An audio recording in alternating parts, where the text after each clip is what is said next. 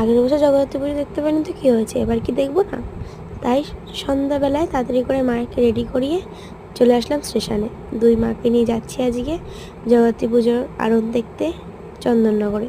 স্টেশনে এসে দেখি কি এখনও তো অনেক টাইম বাকি। 7:30টার সময় ট্রেন আসলো। ট্রেনে চেপে তো চা, ছোলা সেদ্ধ, পাঁপড় আর চপ খেয়ে নিলাম।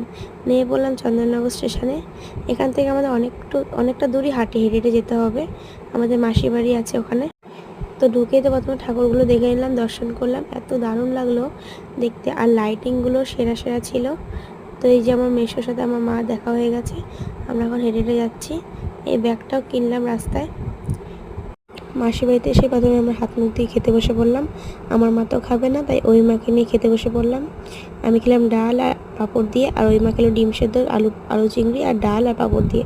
খাওয়া হলো, সবার সাথে গল্প করলাম। ও পরের দিন বাড়ি চলে আসলাম। বাই। কি কিউট